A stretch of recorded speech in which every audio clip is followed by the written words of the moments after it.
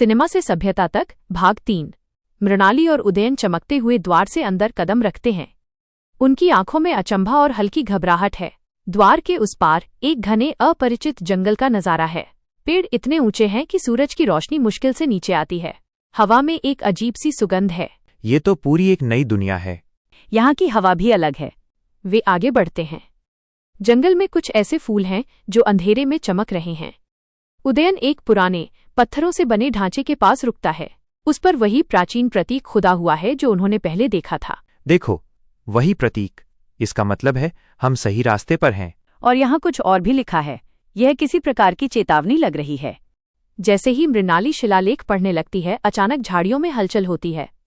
एक प्राचीन पत्थर जैसा दिखने वाला गार्डियन, एक मूर्ति जैसी आकृति रास्ते में आ खड़ा होता है। उसकी आंखें चमक रही हैं। उदयन और मृणाली सहम जाते हैं। आगे बढ़ने के लिए ज्ञान का दीपक जलाओ।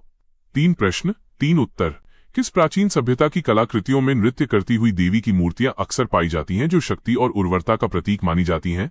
मृणाली और उदयन एक दूसरे को देखते हैं। मृणाली सोचती है, फिर उदयन की ओर देखती है, जिसे वो जानता है कि वो नदी घाटी सभ्यताओं का विशेषज्ञ है। यह सिंधु घाटी सभ्यता है। विशेषकर मोहनजोदड़ो से मिली नृत्य करती लड़की की प्रतिमा इसका सबसे प्रसिद्ध उदाहरण है। सही। गार्डियन का दायां हाथ हल्का चमकता है। मृणाली और उदयन राहत की सांस लेते हैं। दूसरा प्रश्न, किस ऐतिहासिक काल में भारत में मंदिरों की स्थापत्य कला अपने चरमोत्कर्ष पर पहुंची, जहां गुंबददार छतें, जटिल नक्काशी और विशाल प्रांगण प्रमुख विशेषताएं थीं? मृणाली तुरंत सोचने लगती है। ये उसके कला इतिहास के क्षेत्र से जुड़ा है। यह गुप्त काल है। इसी दौरान देवगढ़ का दशावतार मंदिर और अजंता एलोरा की गुफाएं जैसी उत्कृष्ट कृतियां बनी, जो शास्त्रीय भारतीय कला और स्थापत्य का स्वर्ण युग था। सही। गार्डियन का बायां हाथ चमकता है। उदयन मुस्कुराता है। मृणाली भी थोड़ी सहज महसूस करती है। अंतिम प्रश्न, वह कौन सी प्राचीन भाषा है जिसका उपयोग भारत के सबसे पुराने धार्मिक ग्रंथों वेदों में किया गया और जिसे सभी भारतीय भाषाओं की जननी माना जाता है? दोनों एक साथ सोचने लगते हैं।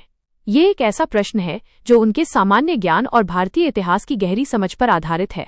ये वही भाषा है जिसमें कालिदास ने अपने नाटक लिखे। यह संस्कृत है। जैसे ही वे उत्तर देते हैं, गार्डियन का पूरा शरीर तेजी से चमक उठता है और एक हल्की गूंज के साथ वो धीरे धीरे एक तरफ हट जाता है। उनके सामने का मार्ग स्पष्ट होता है। ज्ञान का दीपक जलाया, मार्ग प्रशस्त हुआ। हमें लगता है हमने परीक्षा पास कर ली। चलो देखते हैं अब आगे क्या है। वे उस मार्ग पर चलते हैं और एक खूबसूरत झरने के पास पहुंचते हैं। झरने के पीछे आंशिक रूप से छिपा हुआ एक प्राचीन और भव्य मंदिर का शिखर दिखाई देता है, जिसके चारों ओर वही चमकते हुए फूल हैं। वे एक दूसरे को देखते हैं। उनकी आंखों में जीत और आने वाले रोमांच की चमक है। क्या ये वही है सभ्यता का उद्गम? लगता है हमें और भी बहुत कुछ खोजना है।